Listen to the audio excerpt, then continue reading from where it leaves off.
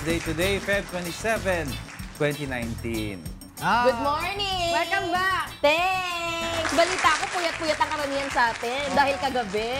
Oo. Tama ka dyan. Pero ito mga kasangbahay, hindi lang tayo napapanood sa TV dahil meron din tayong live streaming sa ating website. Ito po ang untvweb.com.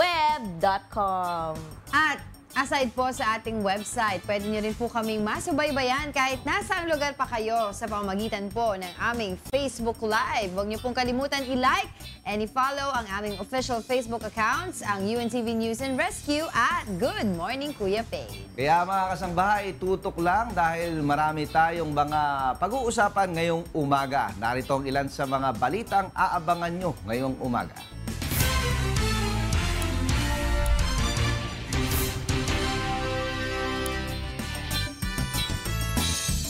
Okay, kaso ng dengue sa Eastern Visayas tumaas ng halos 50% ngayong taon. Pagpasok ng murang imported na bigas sa palengke, iniinda ng ilang magsasaka sa Nueva Ecija. PNP Maritime Group nagdagdag ng mga patrol boats para bantayan ang mga baybaying sakop ng Pilipinas kasunod ng natagpuang bloke-blokeng cocaine sa eastern seaboards ng bansa. Lalaking gumagamit ng fake social media account ni Presidential Spokesperson Salvador Panelo para makapangikil na huli ng NBI. At Rhea Basco na pambato ng Metro Manila, itinanghal na Grand Champion ng Wishcovery Season 2.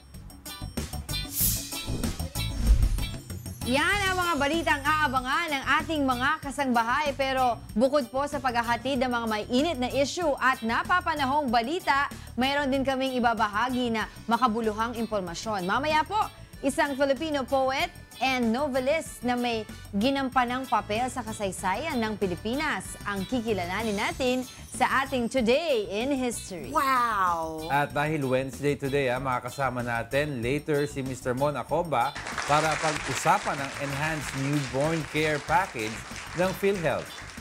At para naman sa ating almusal mamaya, si Chef Brian Castillo naman ang bahala dyan. Mamaya alamin natin kung ano ang kanyang lulutuin para sa ating What's For Breakfast. Pero bago natin puntahan ang lahat ng yan, narito muna ang ating top stories for today.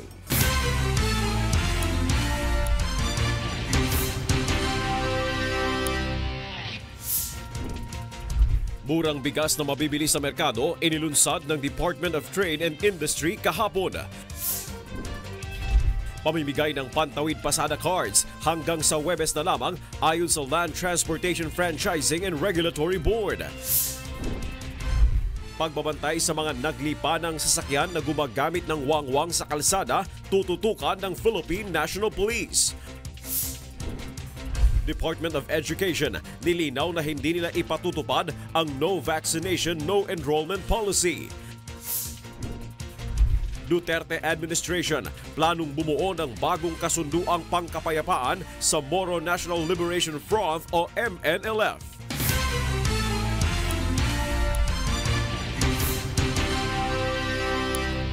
Magandang umaga po mga kasangbahay. Good morning, Angel. Good morning, Tata Ray! Oo, isang araw na lang po ay matatapos na ang buwan ng Oo nga. February. Bukas Ang na yan. tumbling na lang. Alas 4:50 na po ng umaga. Dun po sa mga kailangan pumasok ng maaga. Bangon-bangon na po. Una po sa ating mga balita. Ngayong umaga, tiniyak ng Department of Trade and Industry na magkakaroon ng murang bigas sa merkado kasunod ng pagpapasa ng rice tarification. Yan ang ulat ni Nel Maribohok. Kahapon na inilunsad sa isang supermarket sa Pasay City ang programa ng Department of Trade and Industry na layong maglaan ng murang bigas sa merkado na tiyak na abot kamay ng masa. Nagkakahalaga ang imported na bigas na 35 pesos at mayroon ring 38 pesos per kilo. Ang Santa Rosa rice na 10 kilo ay nagkakahalaga ng 370 pesos at para sa busog rice ay 340 pesos. Mabibili ang mga naturang bigas sa mga supermarket na may partnership ang DTI. Ayon kay DTI Secretary Ramon Lopez, ang iba sa mga bigas na ito ay nakikita na rin sa ibang mga palengke at sa pagsasabatas anya ng rice tarification, mas dadami na ang murang bigas lalo na sa maraming palengke sa bansa. In the palengke, you can see sometimes all these 34 pesos, even these bags are also available sa palengke. The 34 pesos, the 37 pesos per kilo. Pero kukunti pa lang sila.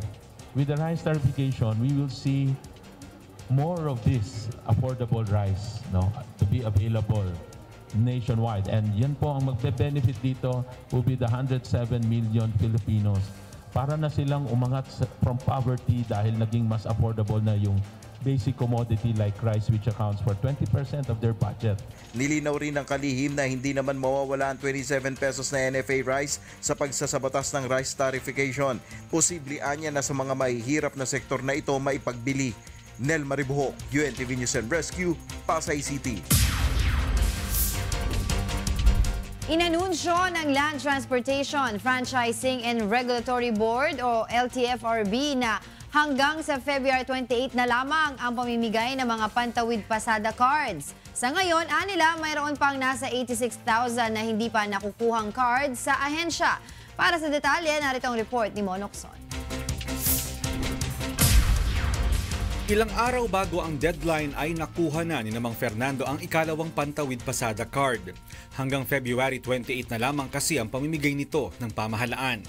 5,000 piso ang nakuha nila noong nakaraang taon at ngayon naman ay nakakuha sila ng 20,514 pesos. Sinamahan ni Mang Fernando ang kanyang driver na si Mang Julio upang kunin ang Pantawid Pasada card.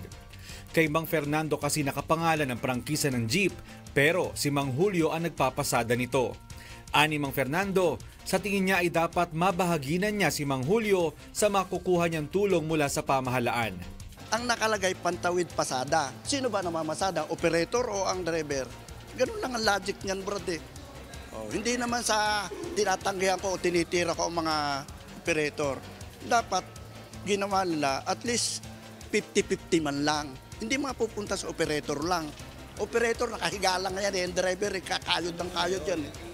Para sa mga hindi makakakuha ng personal ang kanilang mga Pantawid Pasada cards, maaaring magpadala ng representative ang mga driver o operator. Dapat lamang ay may dalang notarized special power of attorney na pwedeng ma-download ang form sa website o kaya'y makuha sa opisina ng LTFRB.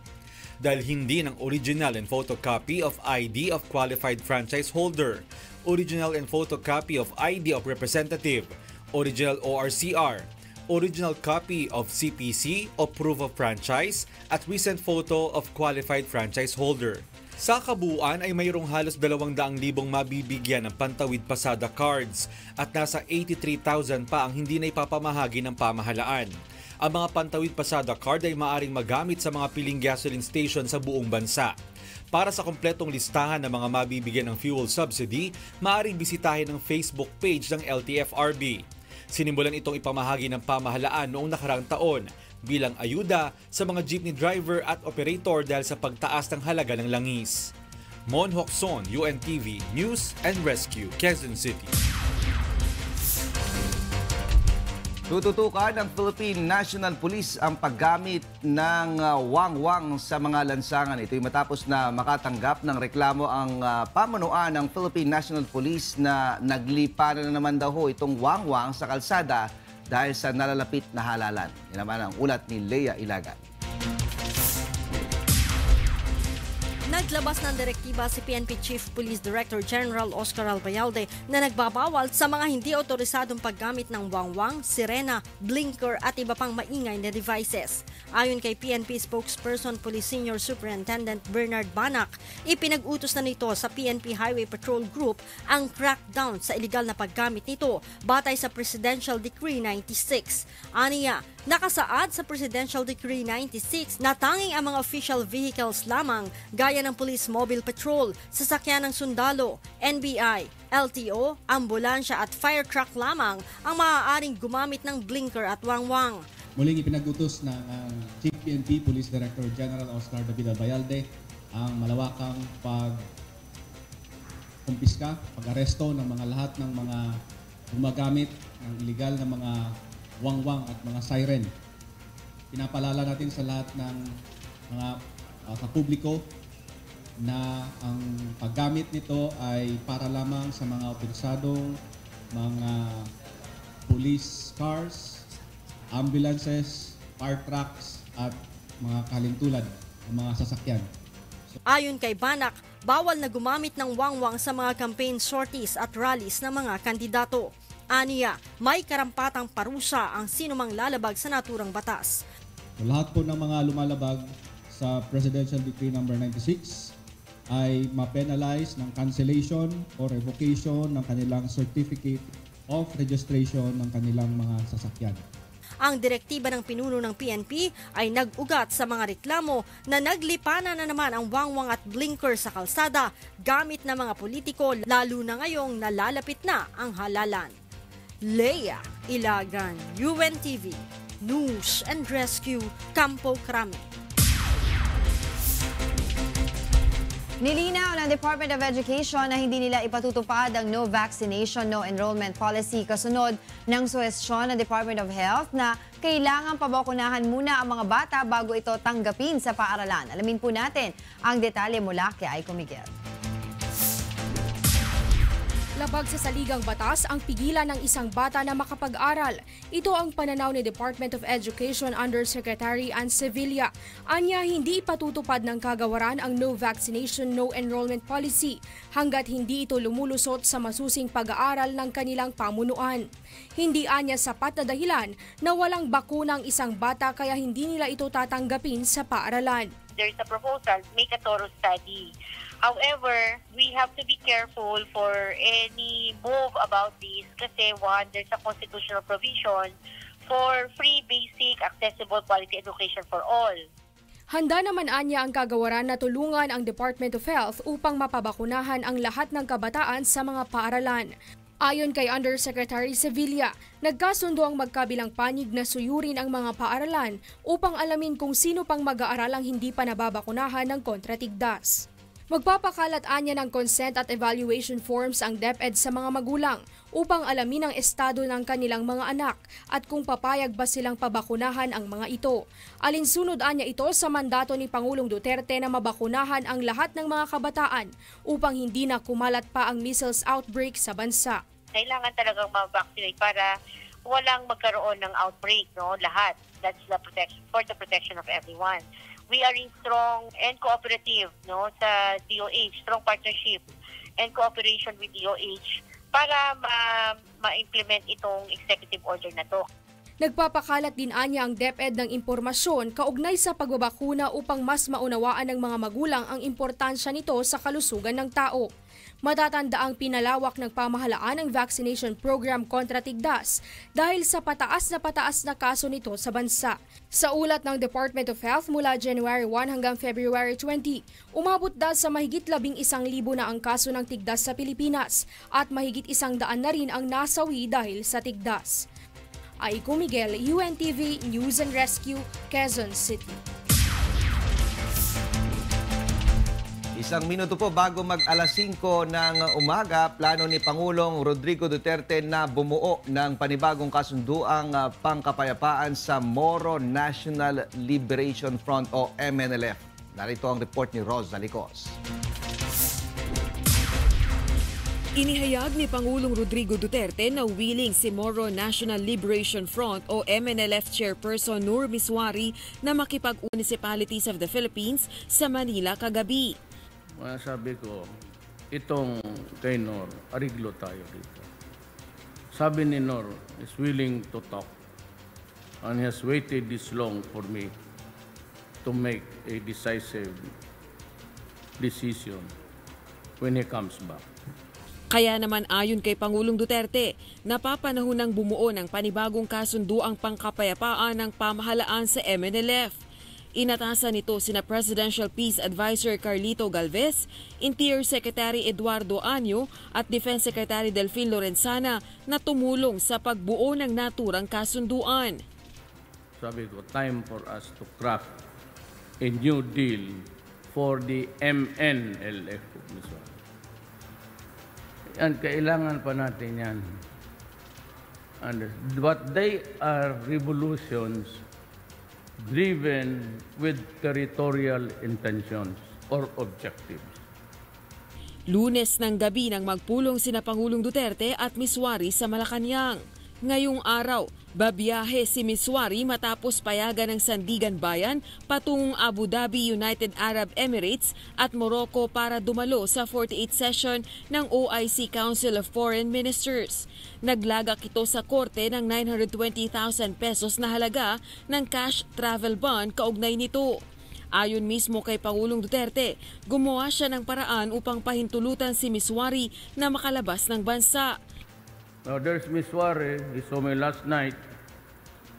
He was not allowed by the court to go out because he was pending charges when he was armed. So I had to make some arrangement. Sabi ko, this is a personal request of me, which I do not do at any time, at any other time. Sabi ko, papalabasin ninyo. Sabi ko, for the sake of, alam mo na, because I still have to craft. Dagdag pa ng punong ehekutibo, itutuloy ang pag-uusap ng pamahalaan at MNLF pagbalik sa Pilipinas ni Miswari. Rosa Licoz, UNTV, News and Rescue, Philippines.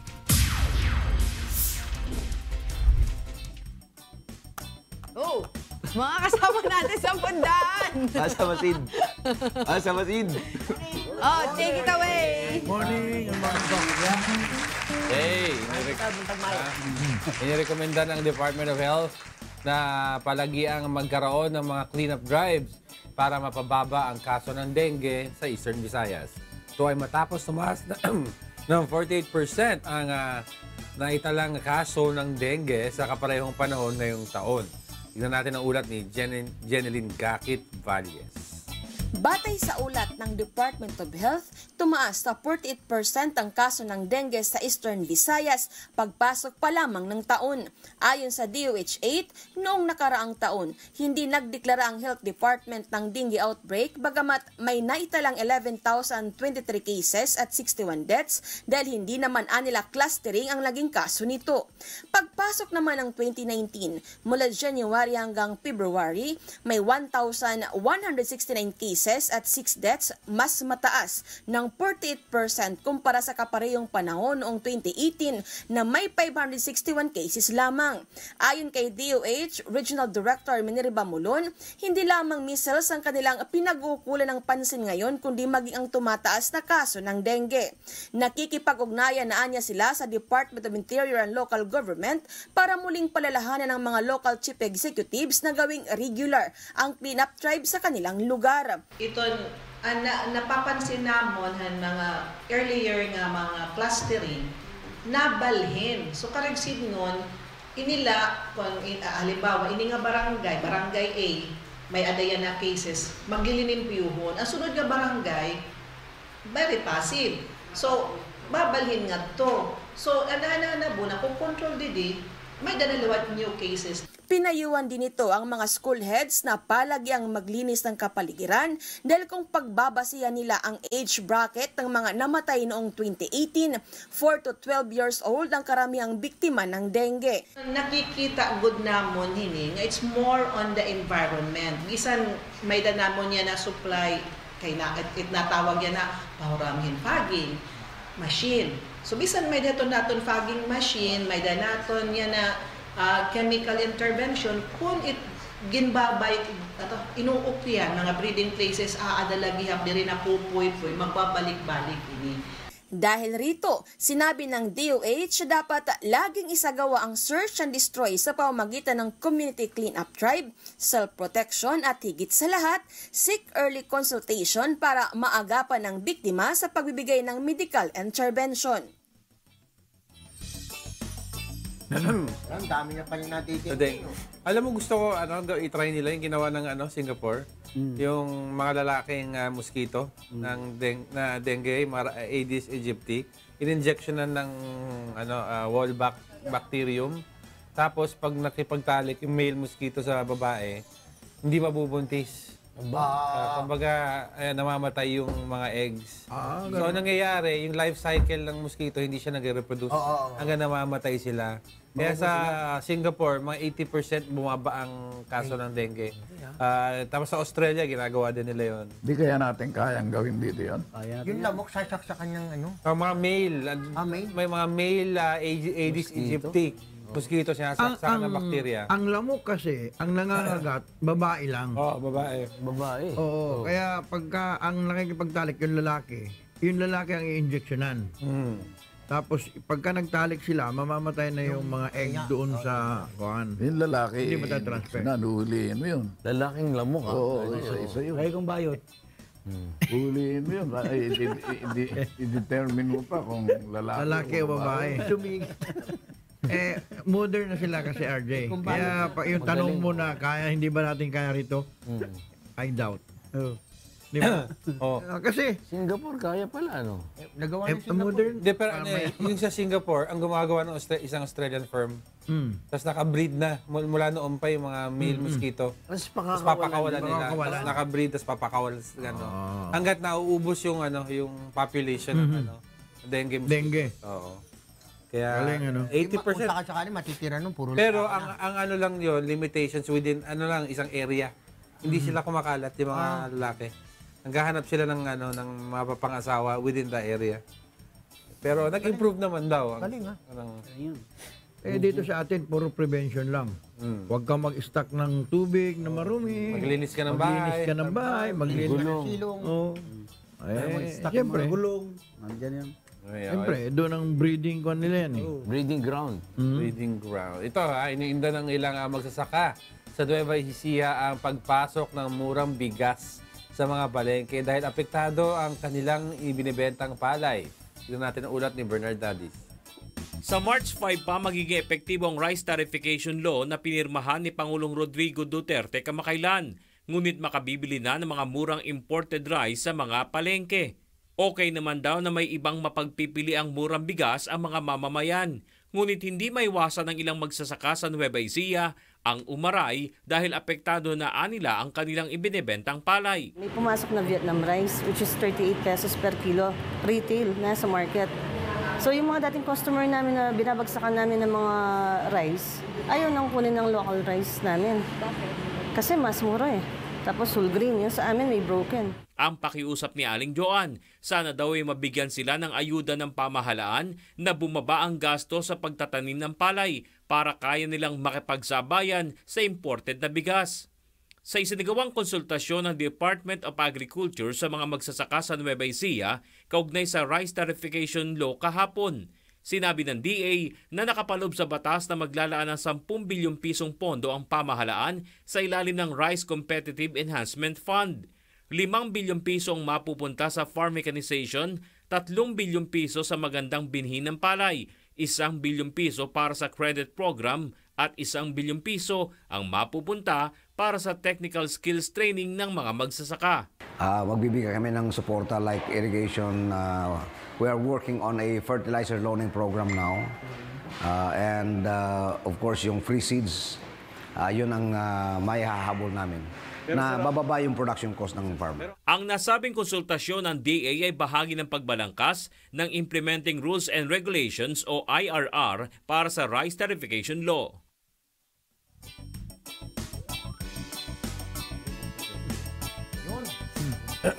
Ano ang palay? Magkano na ngayon ang palay? Hindi ko alam eh. 40 per kilo? Per kilo? Sa ilaw pa? Ano pa? Oo. 40 per kilo? Di ba kaya ng bagong palay-isipan? Palay-isipan. Apektado raw yung mga farmers natin dyan. Sigurado yun. Kasi matagal na silang kawawa eh. Kakawawain palalo. Kawawain palalo. Gagawin na, magiging competitive daw ang market. Ang problema, buti sana kung kaya makipagsabayan ng mga farmers natin.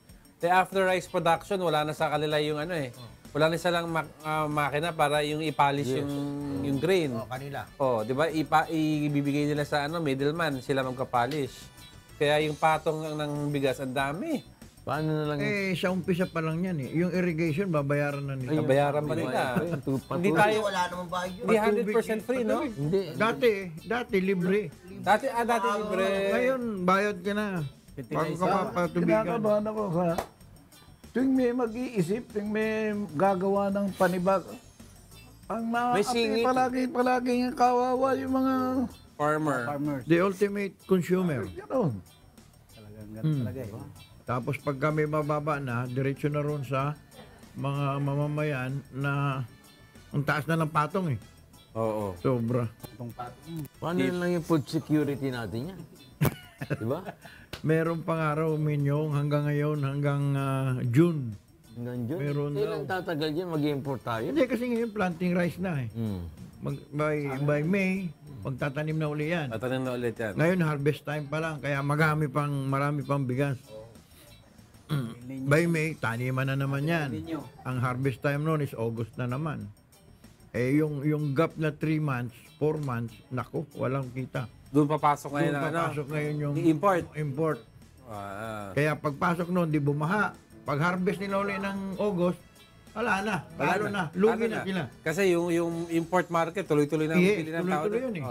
Dahil doon sa tarification nila eh. Hindi naman pwede sabihin sa mga importer, tigil muna ng pasok ng yung mga magsasaka na, local sila na. Sila maraming pera eh. Oo, sila may pera eh. Sila may pera eh. Kaya nakakapag-import sila eh. Buti pa, kamuti na lang tanim natin. Pero ito, usapin natin, mahilig kumain ng kanin, no? Sa living room.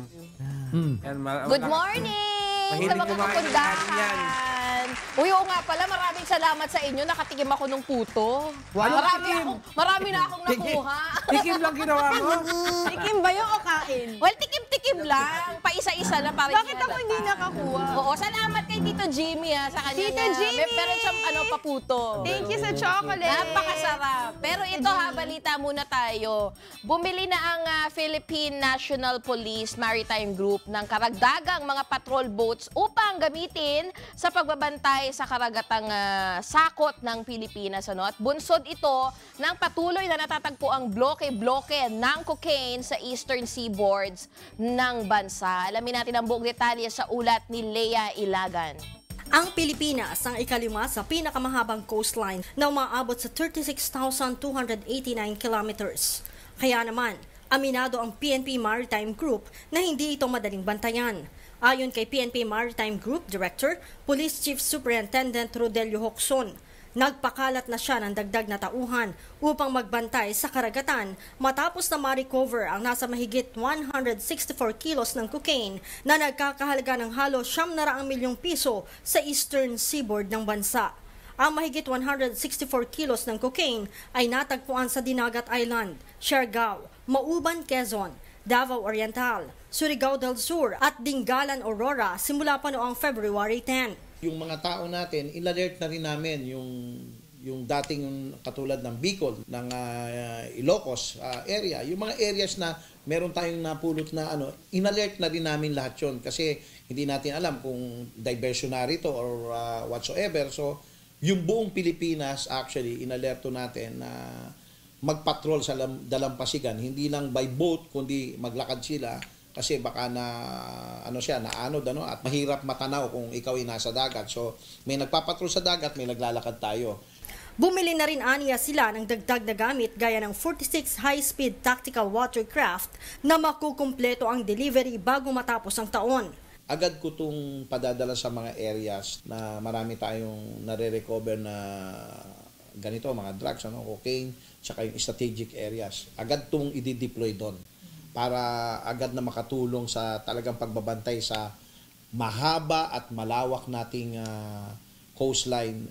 Isa tayo sa may porous border. Sinabi ni Hocson, hindi lamang mga kontrabandong nakapapasok sa bansa ang kanilang binabantayan, kundi maging ang mga terorista sa Mindanao at ang pangangalaga sa marine biodiversity sa karagatang sakop ng Pilipinas. Kaya't panawagan ni Hocson sa mga residente, makipagtulungan sa mga otoridad sa anumang mapapansing kahina-hinalang aktibidad sa mga baybaying sakop ng Pilipinas.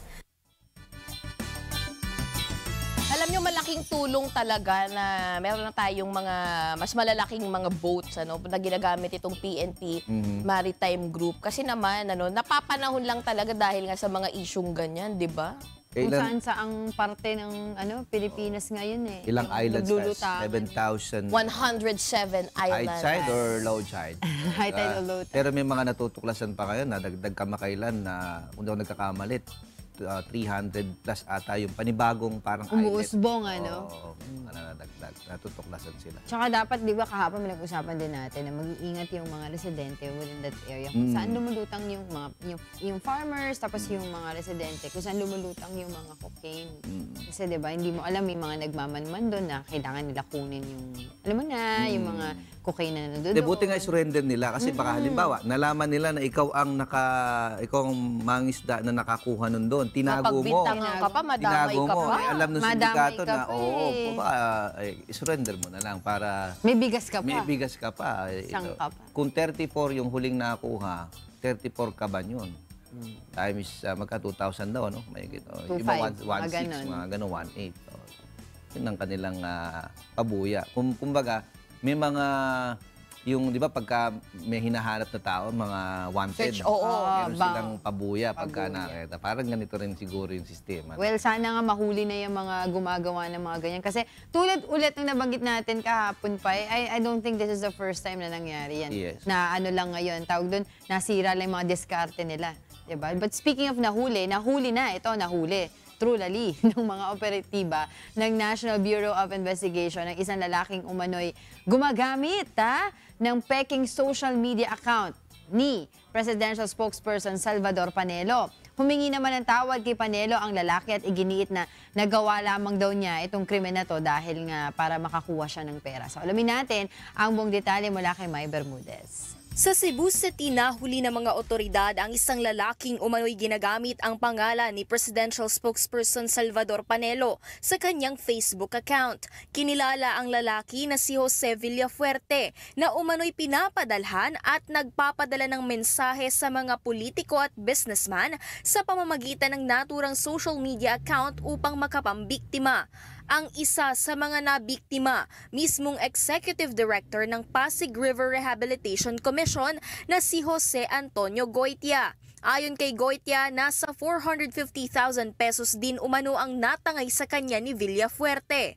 Sabi niya, I know that you wanted the position last year pero hindi mo nakuha. Sabi niya sa akin ganun. Siguro from common friends, dapat ikaw yon pero hindi mo nakuha. You will be surprised how detailed he knows. Kunyari, my friend, I won't mention the name, another ASEC or another USEC. Kabisado niya yung mga siguro nag-uusap din sila, siguro akala rin ng mga ibang friends namin na siya rin yun. Iba't ibang ID umano ang ginagamit ng sospek para sa kanyang panloloko at operasyon. During the entrapment operation, we seized and recovered from his possession various identification cards bearing different names which he used in his trade na ginagamit niya para mag-withdraw ng pera sa mga remittances centers. Umami naman ang sospek sa mga akusasyon laban sa kanya at iginiit na nagawa niya ito dahil sa pera. Bago lang naman po kasi yan. Kailan pa? November lang po. Para makapanloko. Humingi rin ito ng tawad kay Secretary Panelo matapos umamin sa naturang krimen. Unang-una humingi ako ng tawad kay Secretary Salvador Panelo sa nangyari. Kung saan man po ako makapunta nito, madala po ako sa Muntinlupa, maluwag sa loob ko pong tatanggapin yung parusa sa akin. Kasong computer-related identity theft, obstruction of justice, unlawful use of alias at iba pang kasong may kinalaman sa pamimeke ang isinampa ng NBI laban sa sospek. Hindi na ito inihabla sa kasong estafa dahil may mga nabiktima umano itong hindi na nakikipagtulungan sa mga otoridad. Pero yung ibang biktima natin na nahihiyang because some of them are businessmen and others are government officials, so they refuse to cooperate in investigation. Ayon naman kay Secretary Panelo, dapat magsilbing babala ang nangyaring pag-aresto sa naturang swindler. Pinag-iingat din nito ang mga kababayan sa mga ganitong uri ng panloloko. And this should serve a warning to all that the law will always catch up on you people who misrepresents and commit fraud. Caution to those subject of deceit to be more careful. Huli ka! Yan na, ginagamit mo si spokesperson na. Actually, the president don't like it. If you extort money from the people. Yeah. Oh. Kaya minsan may mga nag-a-add. Sabi ko, naka-add na to sa akin. May mga gano'n na, ito ba talagang account niya to? O baka mamaya fan account. I-check mo, Oo. i-verify mo kung talagang... Tsaka, ikaw ba naman official, di ba? Makikipag-transact ka sa through ano, di ba? Pwede mo naman tawagan kung talagang may connection ka sa kanya or kilala kanya, kaya kanya hinihingan. Daming ganyan ang nagpapanggap sa social media. Diba? Para Ang alam ko, makakuha Tita ng Angel pera. and Tito Ray, kahit na, for example, kunyari ako si presidential spokesperson, yung kanyang legal counsel, si Sal Panelo. Ang alam ko sa Facebook, pwede mong i-verify yung account mo, kahit yung private account mo, magkakaroon ka nung check na blue para at least yung tao, alam nila na authentic mo yun. Kasi usually, sa mga fan pages lang natin nakikita yun, yung verified account. Pero ang alam ko, pwede rin. Para at least alam ng mga tao. Marami talaga mandarambong online. Totoo. Digital na rin ngayon ang mga estapador. Ito kahapon nag-guest si Governor Hernandez ng Laguna. Pero pinabulaanan niya na yung akusasyon sa kanya ng pinalitan nito na si dating Governor E.R. Ejercito sa pwesto. Si Governor ngayon. Hindi ang nilang dalawa. Bigatin ito. Ngayon si Governor Ramil Hernandez. At sinasabi nito na sa kanyang panunungkulan, mas umayos daw yung Laguna. Panoorin po natin ito. Tinagot ni Laguna Governor Ramil Hernandez ang mga isyong ipinupukol sa kanyang pamamahala matapos niyang palitan ng dating gobernador na si Emilio Ramon E.R. Ejercito. Sinabi nito sa programang Get It Straight with Daniel Razon na may mga nagawa naman ito sa Laguna, partikular sa pagsasaayos ng mga serbisyo sa pangkalusugan. Unang inihayag ni E.R. Ejercito sa programa noong February 12 ang umano'y problema partikular sa mga ospital sa lalawigan. Ang ipagpatuloy yung magandang serbisyo. Ang pag papunta ka sa mga ospital ng Laguna, lalo sa malalaking provincial hospitals, sa Calamba City, sa San Pablo City, at saka sa Santa Cruz, yung kinreate kong Laguna General Hospital, ang mga pasyente nakatutulog sa pasilyo. Tapos natutulog sa kama, 10 hanggang 12 pasyente. Dahil meron po tayong 9 na provincial hospitals. Yung po sinasabing problema nung aking pong pinalitan, ay yung po yung mga matatagal ng problema. At ang karamihan po dyan ay na-address ko na. Iginiit ni Hernandez na pangunahin pa rin itong pinopondohan ng social services. Ang ginawa nitong pumalit sa akin, ang bulk ng pondo niya, nilagay niya sa infrastructure. Ang katotohanan po niyan, nung nakaraang taon po, 2018, 1.8 billion ang inilagay po nating pondo sa social services. Ayon kay Hernandez, kung muli siyang mananalo sa pagkagobernador sa darating na halalan, ay ipagpapatuloy niya ang pagbabayad sa inabutan niyang utang ng lalawigan na umabot niya sa 2 bilyong piso. Sa ngayon po, 1 bilyon na po ang nabayaran. 200 million po. Average yearly ang binabayaran po ng Kapitolyo. Mula sa Liberal Party ay lumipat si Governor Hernandez sa PDP Laban na partido ni Pangulong Rodrigo Duterte. Hindi daw ho totoo na tinaas talaga ni Presidente kamay niyo. Photoshop daw ho yun. Hindi ho. January 7 po, alas 4 ng hapon, kinunan po yun sa Malacanang. Actually, yung pong time So, totoo po yung totoo po yun. Hindi po yung hindi po, Photoshop. hindi po. Kahit po, i-check po natin sa record ng PSG, pumasok po talaga ako sa Malacanang. May 27, 2014, nanumpa si nooy Vice Governor Hernandez sa main office ng Commission on Elections sa Maynila bilang bagong gobernador ng Laguna. Siya ang kapalit ni E.R. Ejercito na napatalsik sa pwesto dahil sa overspending sa kampanya noong 2013 elections. Noong 2016 elections ay muli nitong nakuha ang pwesto sa pagka-gobernador na lalawigan. Ayan, madugo yan ang alitan nilang dalawa. Yan, titingnan natin kung sino man nanalo. What if magharap kaya sila? Nga ba? no? Talagang mortal na magkaaway ba talaga sila? Hindi, O kasi talagang dati siya ano yung lang? vice. Tapos syempre nung umalis na yung napaalis sa pwesto si E.R., wala siyang choice but to replace him. Diba? Siya yung kasunod in power eh. Tinawagan daw ni Governor Hernandez. Oo. Dahil hindi nga daw sila nagkakita. Wala daw signal. Oo. Chapi-chapi daw. Hindi. Chabi ka, chabi. Chabi. Chapi-chapi daw. Oo. Kaya pala nag-away dahil nasabi ang chubby. Ito malakas naman signal din natin eh, di ba? Sa kabila. Sa Daniels. Di pa pala. Pero oo, marami silang mga issue talagang binabato sa isa't isa. Di ba? Kanya-kanya silang mga ebidensya, Kanya-kanya mga patutsyada. Ako, alam mo ba, pagka yung merong occasion doon sa Laguna, tapos kunyari, meron kasi sila yung, nakalimutan ko na yung ano namin doon, yung parang fiesta-fiesta nila. Tapos meron pa dyan, may mga tao, yung mga residente doon, magko-compare sila doon sa dating ginawa ni dating nanunungkulan. Oo, tapos sa ginawa niya na parang, eto nilangaw, eto hindi. Grabe talaga Malaki daw ang potential talaga ng Laguna, yung speaking of maganda Laguna. Parang marami itang hot spring dyan. So much to do. Hot spring, syempre ako, Laguna tayo. Parang dito sa Pagsanhan, di ba, yung sikat na waterfall? Oo, rapid, shooting the rapid. So, Pagsanhan, Laguna. Ganda raw doon. Kaya yung dalawa nag-aaway. At saka yung sinasabi nga ni Kuya, yung sa Get It Straight natin, welcome lahat. Kumbaga, lahat ng gustong, meron pang pangatlong governor gustong humabol. Welcome pa rin naman. Yung mga congressman, may mga guest tayo na open sa lahat ng mga gustong sumalang. Dati tatanong mo sa akin kanina, di ba, kung sino ba dating governor sa... Si Governor Joey Lina. Tapos may isa pa yung babae matanda, nakalimutan ko yung pangalan. Basta yun. Ayan, putahan na natin yung mga kasama natin. Si Governor Diego at si Governor...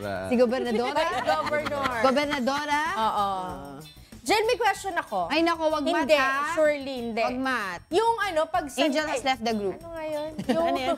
Yung Pagsanhan Falls, di ba sabi hindi talaga siya part ng Pagsanhan? Sa Cavinti. Oo, Cavinti. Kasi parang border siya ng Pagsanhan.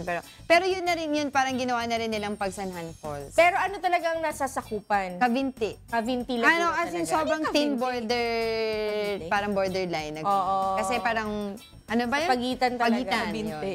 Boundary. Yun lang, tinanong ko lang. Okay. Hi, Kikay! Belated happy birthday! Hey, Ate Beth! Thank you! Ayan. Magbabalita muna kami dito ni Tito Diego, ha? Alam niyo ba na umani ng batikos ang plano ng pamahalaan ng Quebec sa Canada na na pagkansela ng nasa 18,000 immigrants application. Batay sa bagong batas na kailangan munang pumasa sa French language test at Quebec values test ang isang immigrant bago ito payagang manirahan sa probinsya. Alamin natin ang detalye kay Christophe Fugaban from Montreal, Quebec, Canada. Christophe, so nakapasa na yung batas. Go ahead. Beth, good morning at good morning sa inyo dyan, Kuya, at sa Pilipinas. Noong nakarang linggo nga ay nag-organisa ang Quebec Solidaire ng isang kilos protesta upang suportahan ang mga apektadong immigrants sa bagong panukalang batas na Bill 9 dito sa Montreal, Quebec. Beth, suportado ng Quebec Solidaire ang mga apektadong immigrants na maaaring hindi ma-process ang kanilang status application sa Quebec Selection Certificate o CSQ upang ma-qualify sa permanent residency ng probinsya. Ang Bill 9 ay naglalayon na ma-implement nga ang French language test at Quebec values test bago maaprobahan ang application ng isang aplikante na nais manirahan sa probinsya. Noong nakarang 2 linggo ay inanunsyo ni Immigration Minister Simon Jolin Barret ang cancellation ng 18,000 immigrants na application under sa Regular Skilled Worker Program. Ngunit ayon sa Quebec Solidaire, ito ay hindi makatarungan at arbitrary. Dagdag pa rito, hindi rin malinaw kung papaano gagawin ng pamahalaan ang nasabing proseso ng cancellation. Samantala, Beth, ayon kay Roselay Ortiaga, isang Filipina caregiver na apektado ng Bill 9 dito sa Montreal, ay hindi sila na-inform ng maayos patungkol sa plano ng pamahalaan. Aniya, hindi naman siya under ng Regular Skilled Worker Program, ngunit nasuspend ang kanyang application para sa CSQ o Quebec Selection Certificate. No, kasi kasi kami ay nasa LCP program. Ang ibig sabihin nun is Live-in Caregiver Program. So ang bill na pinasa is para sa skilled workers. Ngayon kailangan lang namin sana ng explanations from government ng Quebec kung bakit pati yung live-in caregivers ay affected nitong bill na ito. So sana bago nila kami i-suspend ang aming applications, na explain sana nila sa amin kung bakit. Kasi kami talagang hindi namin alam ang kasagutan. Bed, dagdag pa niya, nakatanggap na lamang sila ng email na nakasulat sa wikang French na nasuspend na ang kanyang immigrants application. Sa ngayon ay hinihintay pa rin natin ang update kung maipapasa ba sa National Assembly ang Bill 9 na nais isulong ng Quebec. Samantala, nagsampa naman ng injunction request ang Quebec Immigration Lawyers Association upang mapigilan ang pagkansela ng mga applications at fortunately kahapon ay nag-issue ang isang Superior Court Judge ng 10-day injunction upang mapilitang ituloy ng Provincial Ministry of Immigration ang pagpaprocess ng mga applications for CSQ. At yan ang latest dito, Beth. Balik sa inyo dyan. Christoph, ano mangyayari dun sa mga suspended applications? Kailangan magte-training muna sila para finally, kasi ito 'di ba yung isa caregiver, sinasabi niya, hindi naman siya kasama dapat dahil dapat dun sa mga skilled workers lang. So ano mangyayari sa kanila? Bet, sa ngayon ay o kahapon ay nai-resume nga ang pagpaprocess ng kanilang application for CSQ, both sa Skilled Worker Program at sa LCP o Live-in Caregiver Program. Pero Bet, noong linggo bago nagsampa ng injunction request itong Quebec Immigration o Lawyers Association ay nakansela ang kanilang mga applications for CSQ. Gaya nga ng nabanggit kanina ng ating kababayan dito, si Rosalay Orchaga, at hindi sila na-inform ng maayos kung bakit nga sila na-suspend. Basta na lang naka-receive sila ng notification sa wikang French pa na hindi nila naintindihan na na-suspend na ang kanilang application. At katakataka nga, Bet, dahil sa Bill 9 na naisisulong ng Quebec ay hindi rin na-specify kung paano nila gagawin ang pagkansela o ang mga procedures kung paano nila ito gagawin ang bagong path dito sa Quebec. Siguro matatagalan pa yan, Christoph, dahil hindi nga nila alam kung ano yung proseso na gagawin nila. No? I'd like to know lang, ano yung mga trabaho, at ano yung mga trabaho na maaaring maapektuhan? Anong trabaho nito, itong mga skilled workers na binanggit mo? Yes, Bet. Majority dito sa Montreal ay ang mga nasa manufacturing industry, sa caregiving industry, healthcare, at yan mga maaring maapektuhan dito kung tuluyang masususpend ang kanilang application. At wag naman sana, Bet, maliban dyan, Bet, itutuloy pa rin ang kanilang pagpaprocess ng CSQ upang ma-qualify ang kanilang application para sa permanent residency. Okay, last question na lang. Kung talagang kakailanganin nilang mag-undergo ng training para sa French language proficiency at saka yung isa pang minention mo, how long will it take? Wala pa tayong balita kung gaano katagal na magte-take itong new applications, pero nabanggit ng kausap nating kababayang Pilipino na sabi sa kanila ng Quebec government noong linggo na dahil nga na-suspend ang kanilang applications for CSQ, ay kailangan nilang mag-reapply dito sa bagong path. At hindi masyado detalyado ang kanilang binigay na impormasyon. Pero hinihintay pa rin natin na itong meeting nila sa National Assembly kung maipapasa ba ang Bill 9 o hindi. Pero so far, ang ating nakuhang information ay ipagpapatuloy pa rin ng Immigration Ministry ng Quebec within the 10 days injunction request na ipinasa ng Superior Court Judge dito sa Parliament. Okay, ikaw ba, Christoph, nagsasalita ka ng French? Yes, Bet. Marunong tayo magsalita ng French. Actually, Bet, kung ikaw ay isang immigrant dito sa Quebec, Canada, at ang iyong parents ay parehong immigrants, hindi native English or hindi native French, ay kailangan mong mag-undergo ng French Immersion Program dahil sa Bill 101.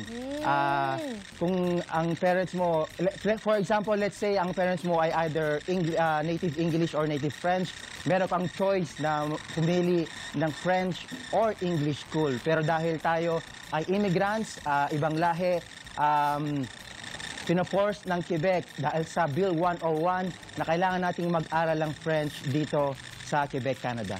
Okay, so even before the Bill 9 na sinasabi mo, meron na palang meron pa isang batas pala na kinakailangan din. Alright, I understand na. Sige, thank you so much. Ay, anong temperature dyan, Dr. Storm? Tama ka dyan.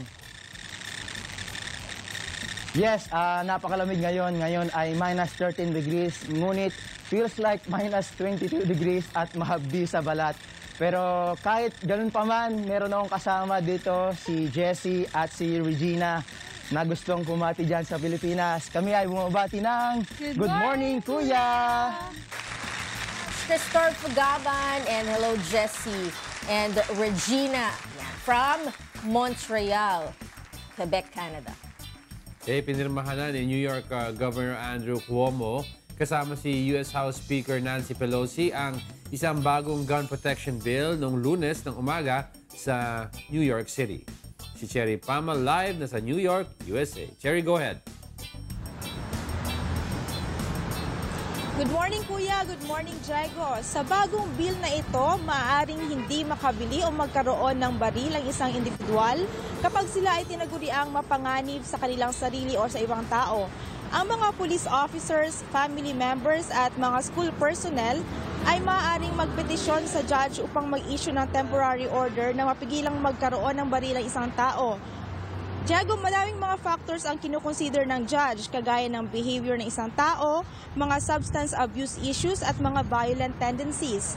Kapag nagkaroon ng temporary extreme risk protection order mula sa judge, magkakaroon ng isang hearing upang desisyonan ng order. Ayon sa Democratic Governor, maaaring makabawas ito sa mga school shootings dahil mag-prevent ito sa mga troubled students na magkaroon ng baril. Diego, ang bagong law na ito ay inaasahang mag-take effect sa New York State sa loob ng 6 na buwan. At yan muna ang latest dito sa New York City. Balik sa iyo dyan sa Pilipinas. Lilawin ko lang, itong bagong batas will apply to both existing users na pwede sila mawalan ng license pag may nagpetition at saka yung mga bibili pa lang, pwede maharang ang pagbili. Ganun ba yung bagong batas, Cherry? Actually, Diego, sa bagong batas na ito, ang scope ng bill ay sa mga individual na magpo-purchase o may planong bumili ng mga barel. At kapag nalaman nga ng mga family members or for example sa school, nalaman nila na ito ay bumili ng isang gun, maaaring magpetisyon sila based naman dun sa mga behavior na nakita sa taong iyon, na which is for example, merong history ng substance use or merong mga behavioral concern or mga reklamo sa school. Okay, sige. Thank you, Cherry Pama, live mula sa New York, USA. Ayan, from New York, punta na tayo sa Singapore, Diego. Sinimulan ng pag-usapan ng plano ng pamahalaan na pagpapatupad ng data portability sa mga service providers sa Singapore para sa mas mabilis na transaksyon sa digital economy. Alamin natin ang details kay Queenie Balion, live sa Singapore. Queenie, good morning. Hi, good morning, Kuya. Good morning, Beth. Sa pangunguna ng Singapore Ministry of Communication and Information, sinimulan ng pag-usapan ng posibleng pagpapatupad ng data portability o ang data sharing requirements sa pagitan ng iba't ibang service provider sa bansa.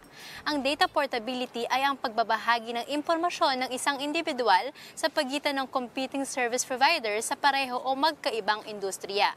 Isang halimbawa nito, Beth, ay ang pamimili sa dalawang magkaibang online shops. Sa data portability ay maaaring ma-access at mailipat ng mamimili ang kanyang purchase history at spending mula sa magkaibang merkado. Kalinsabay ng pag-uusap tungkol sa benepisyo na may dudulot nito sa digital economy at business ay ang seguridad na dapat paghandaan upang mapangalagaan ng husto ang impormasyon ng mga consumers. Ayon sa ahensya, sa pagsulong ng data portability ay dapat na ring magkaroon ng regulasyon ang Personal Data Protection Act o PDPA patungkol dito. At yan muna ang latest dito mula sa Singapore. Alright, Queenie, meron bang mga gustong bumati dyan? Yes, Tito Beth. Sa Singapore, bumabati kami ng Good Morning, Kuya! Thank you so much, Queenie Balion at sa iyong mga kasama sa Singapore. Team Singapore lagi bumabati. Yes, of Okay, maaari nang sampahan ng reklamo ng pambuboso o stalking sa Malaysia. Ayan, hayari kayo. Ang isang suspect kahit walang documentary evidence. Live mula sa Malaysia ba ito? Okay, live mula sa Malaysia si Joselito Liquido. Ayan. Joselito, go ahead. Good morning, Kuya, and good morning, Angelo. Good news ito lalo na sa mga kababaihan dahil pwede nang kasuhan ang mga biktima ng stalking, pamboboso, panghihipo o kahit ang pakialam sa buhay with or chismis with verbal threat ay pwede nang kasuhan dito sa Malaysia.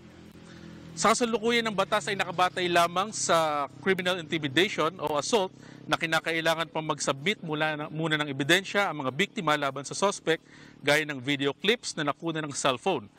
Madalas kasi pag hinahabol na ng biktima ang salarin na nanghihipo o nagbanta ng kanyang buhay o ng bastos, ay hindi na niya magagawang kuhanan pa ng video at patunayan ang kanyang reklamo. Sa bagong batas, pwede nang ireklamo ng biktima ang salarin kung may pattern na napatunayan o consistency sa kanyang pahayag, kahit walang digital o documentary evidence ay pwedeng paburan ng otoridad. Ayon sa gobyerno, hindi na dapat hintayin pa na may masamang mangyari sa biktima bago umaksyon ang mga pulis. Ayan mula dito sa Malaysia. Diego, balik back to you. One question lang, Joselito. So, paano yung suspect? Paano yung defense niya? Kasi parang walang evidence na kailangan kundi statement lang. So, he said, she said yan. Statement ng suspect. Face value lang. Statement ng yung aggrieved party. So, paano mangyayari ito yung pagde-decide? Maghanap pa ng witness? Paano yan? Ganun nga, Diego. At ayon kasi sa panukalang batas, as long as yung pahayag ng biktima ay consistent at kaya niyang patunayan through possible witnesses, ay pwede siyang paboran ng otoridad. Okay. So, with witnesses. Okay. Alright. Sige. Alright. Maraming salamat, Joselito Liquido, live mula sa Malaysia. Truly Asia. Diyan naman sa living room. Ayan. Sa bahay, Jel. Hello! Thank you so much. Ayan, Good Chika, morning. pwedeng kasuhan yung mga nangingialam, ha? Ay, naku, hindi ako mangingialam ng buhay nyo. Walang pakialaman. Wala nang evidence kailangan. Mga chismis, ha, Kikay, ha? Diba? Hindi na ako mabablind item. Ireklamo ka lang na nangingialam, kaso ka na. Correct. Walang pakialamanin, my man. Si Kikay kasi, alam niyo po kung bakit wala kahapon si Kikay? Bakit? Syempre, Nag-dive pala siya doon sa hulugan nung Nikkei Twinslet. Talaga? Kasi nahanap ko na ang the height of the ocean. Wearing this. Only diba? Wearing this. Only this. Ay, nako. Sige, Titanic ka na lang. Sige. O, teka muna, meron akong kukwento sa inyo. Di ba, February 27 ngayon. Yes. 2019, di ba? Pero February 27, 1858, alam niyo ba kung ano nangyari noon? Ano nga ba nangyari noon? Ipinanganak si Pedro Paterno. Kilala mo ba siya? Parang narinig ko na ito nung bata pa lang Hindi ko lang alam mo Hindi. Kilalanin po natin siya sa ating Today in History.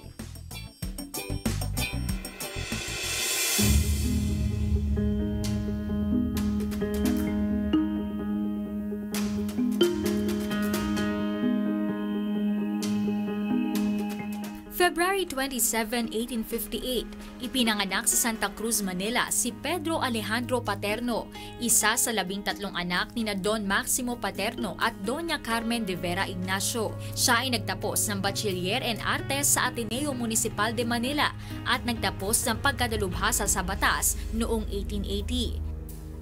Kilala siya sa kasaysayan bilang Balimbing dahil sa kabila ng kanyang pagsanib sa revolusyon ng mga Pilipino ay kumampi din siya sa mga Kastila at Amerikano para sa kanyang pakinabang. Isang makata, manunulat at abogado si Paterno, ang kauna-unahang Pilipino na sumulat sa isang opera sa wikang Pilipino, ang Sandugong Panaginip. Hinirang siya bilang Pangulo ng Malolos Congress noong 1898 at nahalal na kinatawan ng unang distrito ng Laguna para sa unang asembleya ng bansa noong 1907. Taong 1911, pumanaw si Paterno sa edad na 53 dahil sa sakit na kolera.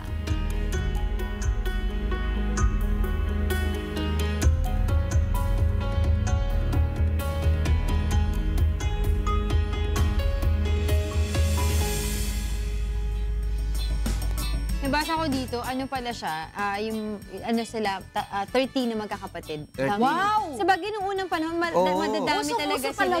Pagka 5 anak mo nun, baog ka. Ilang anak mo? Baog ka sa lagay na yun, Ilang anak mo? Wala, 8 pa lang eh. Wala, mahina. Ito, mahina. Baog yung lahi mo. Sila 13. Grabe, 13 na. Bilib ako sa nanay nila. Yan, noong unang panahon talaga. Bilib ako. Tsaka nun, medyo maagam nag-aasawa. Pwede pa na, kasi may marami pang ano nila. Oo, di pagka niregla na yung babae, pwede na mag-asawa. Makipag-holdingan sa mga babae nun, hindi na pwede magtrabaho. Basta sa bahay lang sila. Mahaba din buhay nun. Yung lolo ko, laki ng ewan ko, wala naman siguro doon. Sabi nila. Sabi nila, pero hindi naman talaga doon. Oo, true. Kasi kasabihan. Mahaba ang buhay ng mga... Hindi kasi dahil din sa kinakain yun. You can say that yung lifestyle nila noong unang panahon. Wala pa namang kasi ang dami ng mga preservatives noon. Yung pork dati, pag may pork ka sa lamesa, ibig sabihin, ano yung grande yun? Bigating ka na. Birthday yun or talagang merong okasyon nun? Pagka mga gano'n, pagka merong mga karne sa lamesa. True. Karaniwa, mga isda. Totoo. Ang tao namamatay nun, medyo mahaba ang buhay. Dati kinakain nila kamote, gulay, steamed, di ba? Ngayon puro fried no? Diba? Double fried pa. Kanina meron tayong pinag-uusapan. Meron tayong pinag-uusapan kanina sa mga pelikula. Yes. Naalala ko tuloy, Tito Ray, may napanood ako. Na ano naman ito, Korean movie din. Na-aksidente siya. Napaisip lang ako, itong mga taong ito, yung mga namamatay ng biglaan, yung binarel, yung mga na-aksidente, yung mga nasagasaan, syempre hindi naman nila alam, 'di ba, na mamamatay na sila sa araw na ito. Yung mga kaluluwa ba nila, yung mga kanilang mga espiritu ba, namamalagi pa ba yan dito sa earth? May napanood ka siguro. Para alam ko yung napanood mo na... Di ba? Kunyari, tinawag niya, hindi siya nakikita. Yun pala, patay na siya. Ano na ba ako? Totoo ba yung parang gano'n? Oo, tapos meron din akong naririnig na parang baka daw may mga unfinished business. Yung mga ganun ba? Gusto ko malaman. Hindi, kaya nga meron pang ginagawa ng iba na, meron silang, may panalangin pa silang 40 days, minsan meron pa tayong... 1 year, may 1 year pa. Ito, dahil daw, nandito pa daw. Umiikot pa daw, di ba? Oo. Paniniwala. Pero, pag-usapan natin yan, tanungin natin kaagad si Brother Eli Soriano kung ano ba yung talagang sagot dyan sa katanungan. Dito po sa ating Biblically Speaking.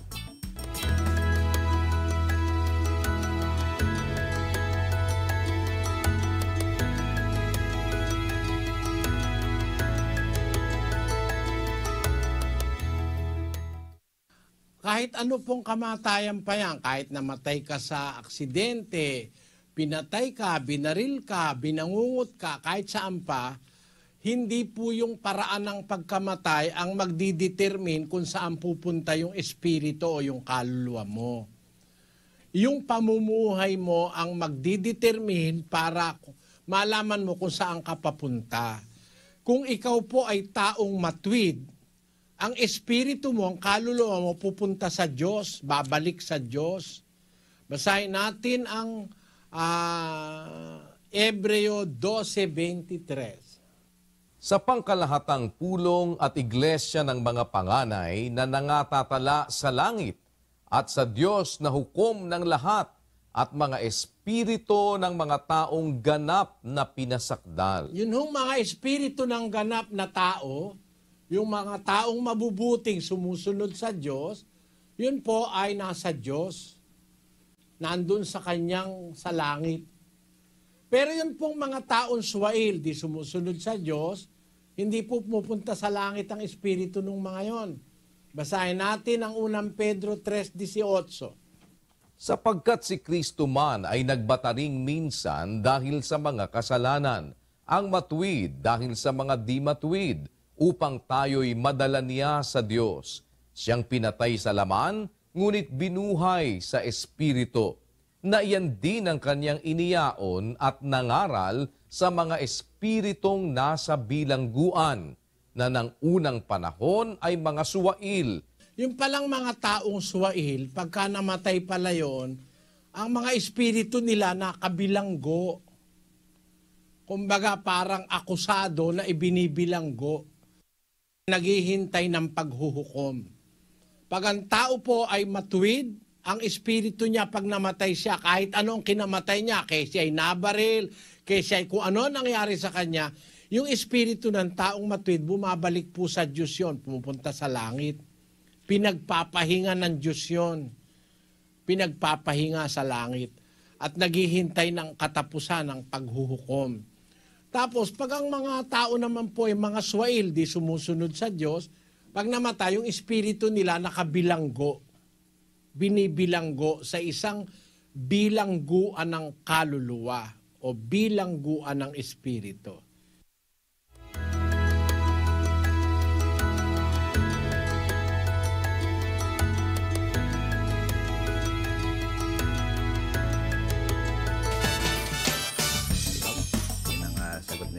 So alam na natin ngayon kung saan ba pumupunta. It's not how you died, it's how you lived your life. Yeah. Diba, Tibet? Oo, nako, grabe. Oo, Kagabi, ganon? Oo nga. Matagumpay kasi na idinaos kagabi ang Wishcovery Season 2. The Singer and the Song Grand Finals sa Smart Araneta Coliseum. Itinanghal na Grand Champion ang pambato ng Metro Manila na si Rhea Basco ng Camp Junji Marcelo. Alamin natin ang details kay Mon Hocson. Ladies and gentlemen, your Wishcovery Season 2 Grand Champion, Junji Marcelo, Rhea Basco. Panalo si Rhea Basco ng Metro Manila sa ginanap na Grand Finals ng Wishcovery Season 2, The Singer and the Song, sa Smart Araneta Coliseum kagabi. Umalingaw-ngaw sa The Big Dome ang pagbirit ni Rhea Basco sa awiting Hingang Malalim, na likha ng Wishcoverer composer na si Junji Marcelo.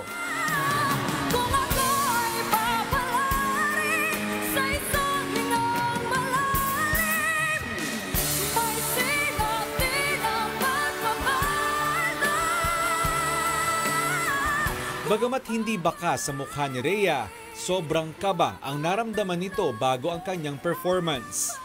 Grabe po yung kaba ko before po ko kumanta. Tapos yung nafe-feel ko po nun actually is hindi naman parang competition to. Ang gusto ko lang po talaga is ma-interpret ko ng maayos yung song, ma-perform ko siya ng maayos, like hindi walang palpak and anything. Yun po yung nararamdaman ko. Pero before that, sobra po yung kaba ko kaya dasal po ko ng dasal. Maituturing na walang masyadong naging training si Rhea sa pagkanta dahil nahinto ito sa kanyang voice training noong bata pa siya. Hindi rin po talaga ako masyado sumasali na contest. Actually, ito po yung first na major contest na nasalihan ko na national. Kasi yung dati po, lagi lang sa school, ganon. Inamin ni Rhea na isa siyang avid fan ng Wish FM, kung kaya't nang magkaroon ng Wishcovery audition sa kanilang lugar ay sumali siya. Marami anyang nakapansin sa kanyang talento, subalit nanatili siyang loyal sa Wish FM. Yung mga friends ko, inaasar ako pag kumakanta ko, nilalagyan nilang Wish, 107.5. Actually po, ang dami pong dumating po na parang ini-invite ako na gusto mo dito or recording contract and stuff. Hindi ko po tinanggap talaga. Pero nung parang na-feel ko, nag-pray po kasi ako nun kasi medyo torn po ako kung ano yung pipiliin ko. Pero nag-pray po talaga ako and then sabi ko, no, I'll stay sa Wish 107.5. Ayon naman kay Wishcover, composer at coach ni Rhea na si Junji Marcelo, ilang buwan niyang inaral ang kakayanan ni Rhea bago nalikha ang awiting Hingang Malalim. I realize she has a very strong mid and low tones, but she has a killer high tone. So, kailangan lawakan ko. Flexible. And then, dahil Hingang Malalim siya, dapat yung melodic structure niya nagdidip. Kaya kasi malalim, hindi naman pwedeng sabihin mong malalim, hindi, malalim kasi. So the melodic structure should connect with the lyrical flavor. May payo naman si Rhea para sa mga nagnanais sumabak sa Season 3 ng Wishcovery. Huwag niyong itago yung talent niyo kasi syempre binigay yan ni Lord for a reason. So, go lang ng go. Kung hindi man pala rin, that's okay. Meron pong nakalaan para sa inyo. Samantala, itinanghal naman bilang third runner-up ang Bicolanang si Paula Guevara na nakatanggap ng 100,000 pesos na premyo.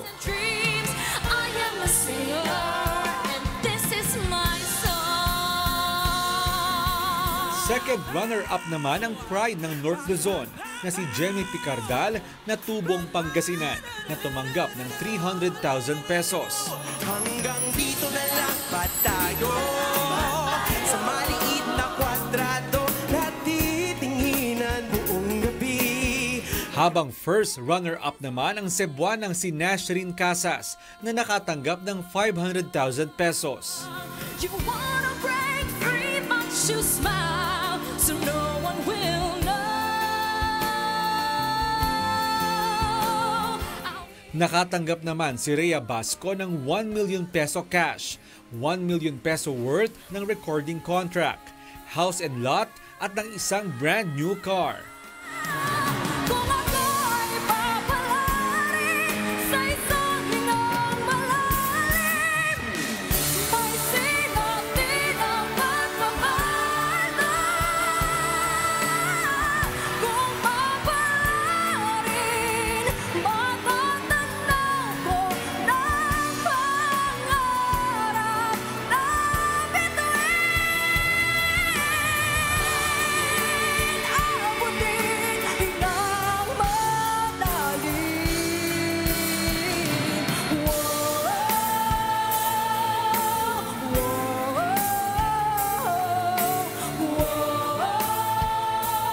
Nailabas kasi ng mga composer.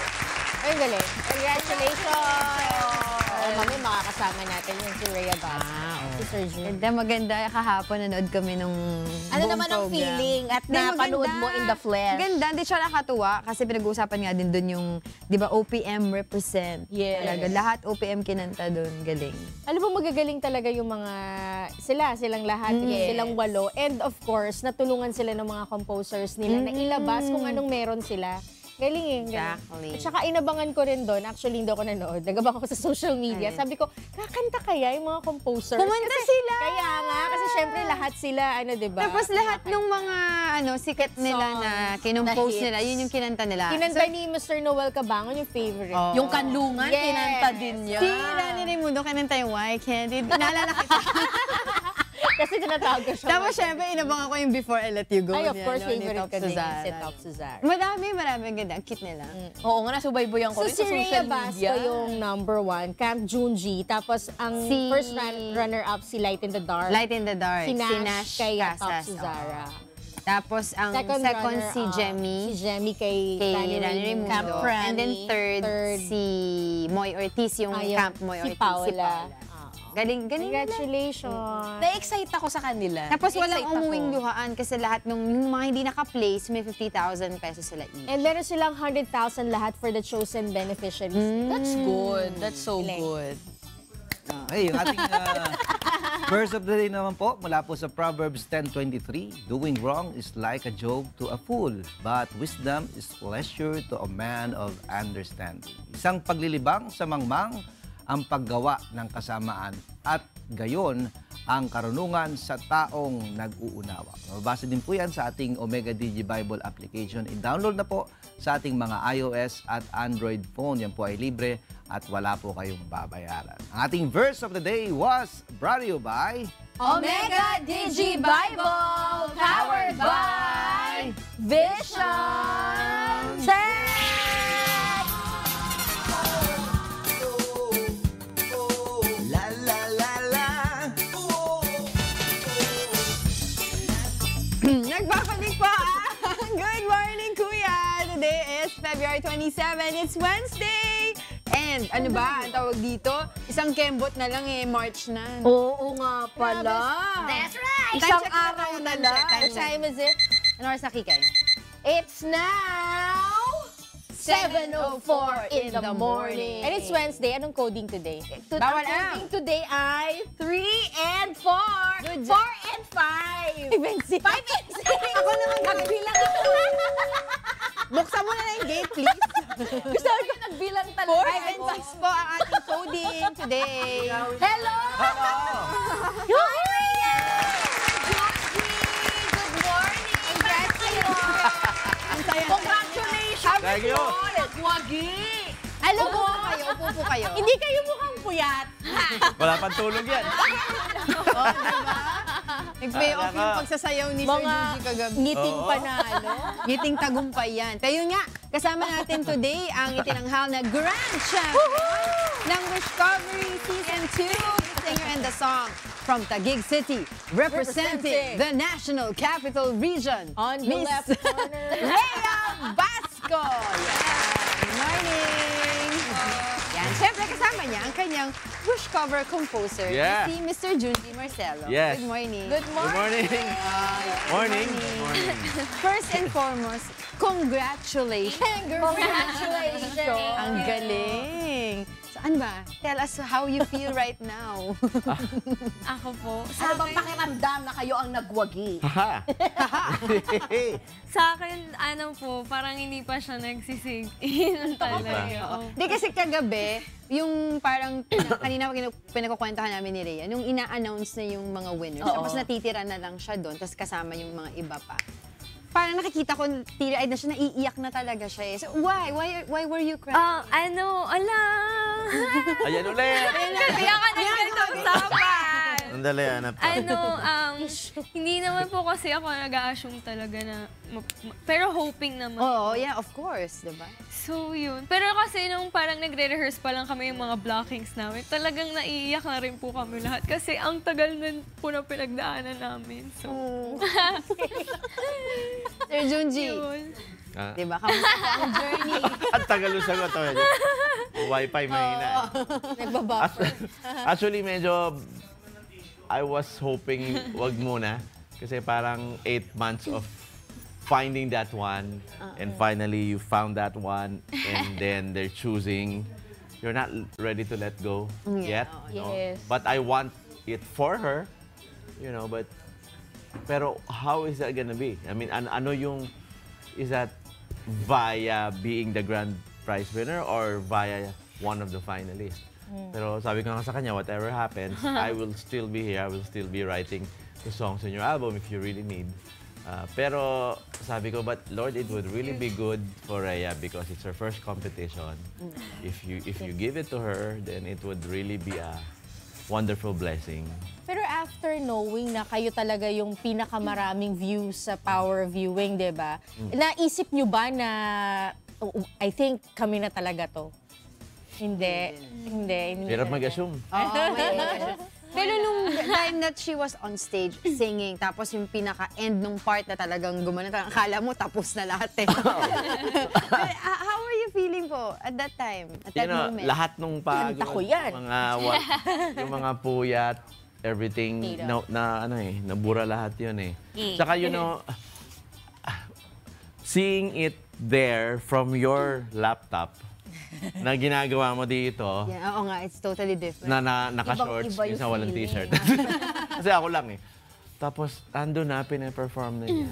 And then, the series of coaching na she eventually got all the points down and then she performed it and mind you, she added a lot more. May Marami surprise Wow. pa. Surprise din ako. So sige, ano ba yung mga ginawa mong preparations para nga dito sa Grand Finals? And bakit mo naisip mag-add ng mga Yung mga surprises na nasabi ni Sir Junji? Ano kasi, kino-coach po ako ni Coach Junji. Tapos pag kino-coach ako, tinitake down ko po yung mga sinasabi niya. So kapag tapos na po kaming mag-rehearse ganyan, binabasa ko po yung mga sinulat ko. And then tinatry ko siya sa mirror. Nagpa-practice po ako, ganyan. Tapos yung mga ina-add or something, hindi ko po sadya or anything. Parang bigla na lang pong lumalabas. Adrenaline po siguro, ganun. It's the moment. Oo, the moment. Nagugulat na lang din ako. Pero ngayon, Rhea, nanalo ka na. Ikaw ang ating grand champion. As an artist, ano yung mga gusto mo pang ma-achieve? Hala, ano po ba? Siguro yung magkaroon po ng album, ganyan. Ganun po yung gusto. So, kung sakali magkakaroon ka nga ng album, ano ba yung magiging parang pinaka-genre ng album? Is it going to be this kind of songs or meron pa ba kaming makikitang ibang mga surprise? Siguro yung mga katulad pa yung mga ginagawa po ni Coach Junji, yung mga groovy songs. Yeah. Ganyan. Kasi hindi po ako masyadong kumakanta ng ganun. So, pwede rin naman po i-try. Kasi very progressive yung boses niya. Hindi niya alam na she could really morph into a different style. Kasi she is very good at idolizing a singer and then she would... But she does it totally different. Hindi naman, I won't even say better, but it's the Rhea way. She makes it her own. Yeah. Kaya sabi ko, you have a bit of Sara Bareilles in you. I can hear Gravity, doing Gravity. I can hear you doing a bit of Tori Kelly and other styles na hindi naman pa nagagawa. So I challenged her in one of the Wish Bus performances to do an upbeat song. So, kwento mo anong experience mo sa upbeat song. Nagulat ako na inasignan po ako ni Coach Junji ng upbeat song. Pero nung pinaperform ko naman po siya, nag-enjoy naman po ako na kantahin siya kasi parang something new din po siya sa akin. Opo. Siyempre, gusto natin ulit marinig yung ating winning song. Kaya lang May ganun Di pa kami makaget over dun sa pagkanta mo kagabi. So gusto pa rin ulit namin marinig, di ba? Ang winning song na composed by Mr. Junji Mercedo, Hingang Malalim. There you go. Diba? Let's all welcome Rhea Basco. Yay!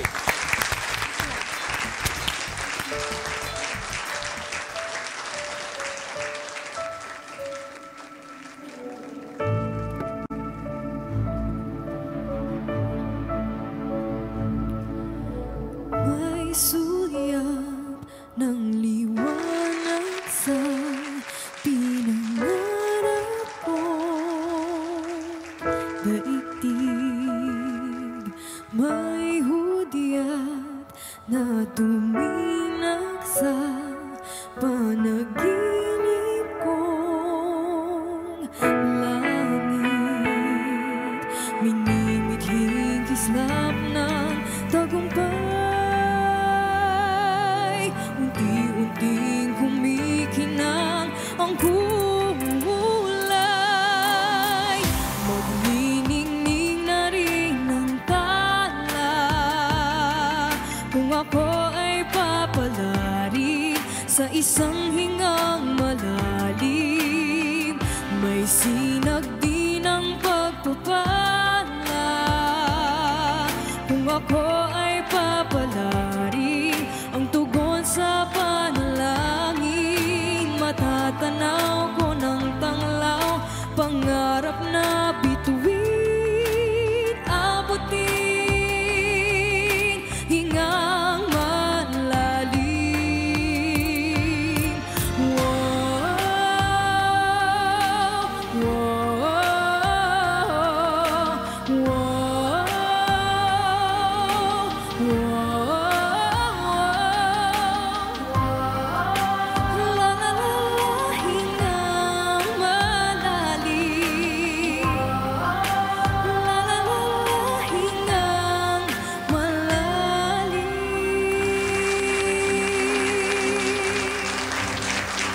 Biyayang hinintay ng kay tagal, tiwalang binigay ng may kapal. Magniningning na rin ng tala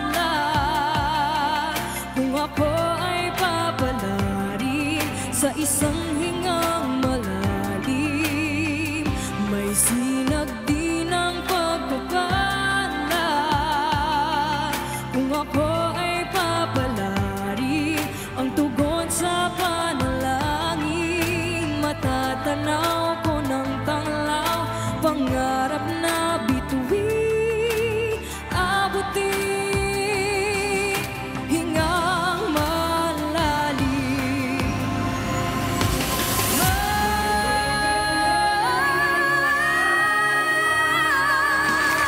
Kung ako ay papalarin sa isang hingang malalim, may sinaw din ang pagpapanap.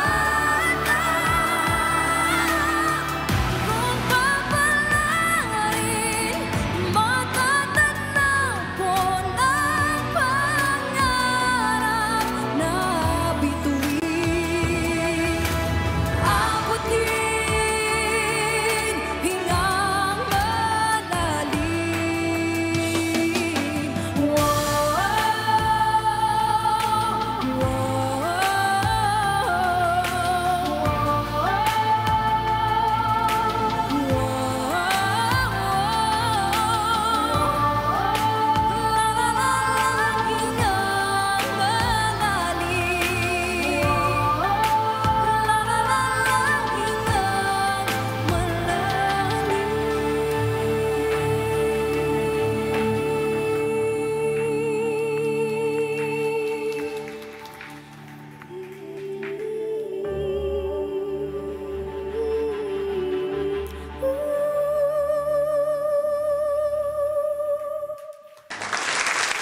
Pause ending there.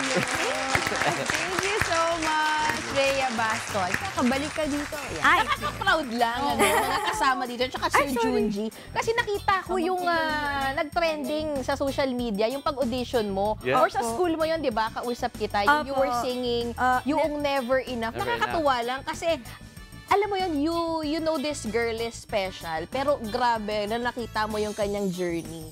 At ngayon, eto ka na, ikaw nga ang nanalo sa ating Wish Covery Season 2. Kaya congratulations once again. And Sir Junji. Salamat. Kami gusto po kayong pasalamatan, Sir Junji and Rhea.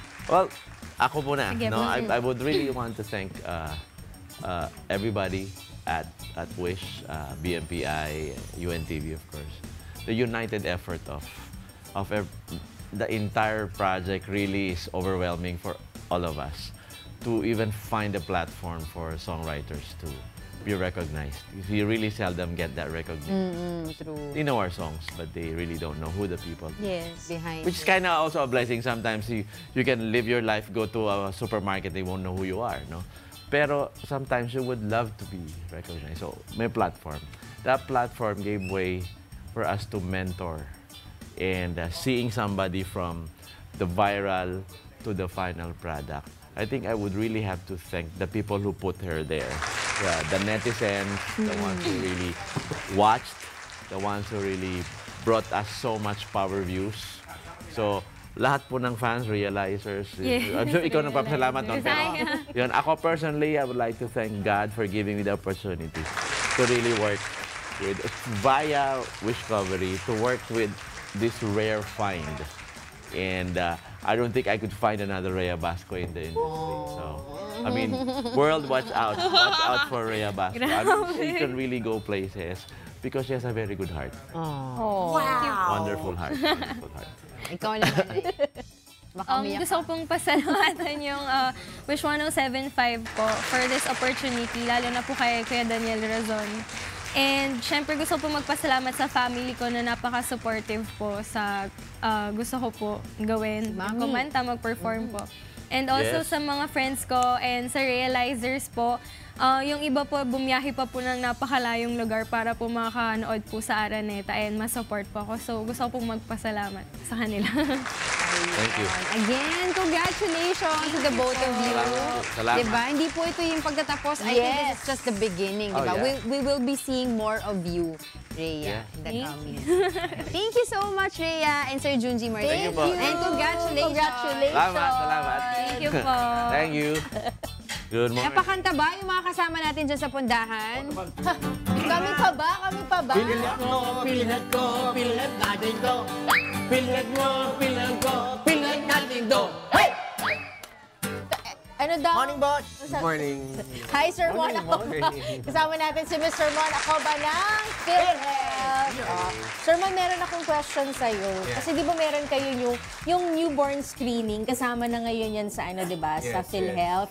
Pero meron pa, iba pa ba itong enhanced newborn package na tinatawag? Yes, kasi when we talk about newborn care package, kasama dyan yung essential newborn care, kasama dyan yung newborn screening test, and newborn hearing test. Pati hearing kasama na. Yes. Okay. And dati-rati kasi it's 1,750.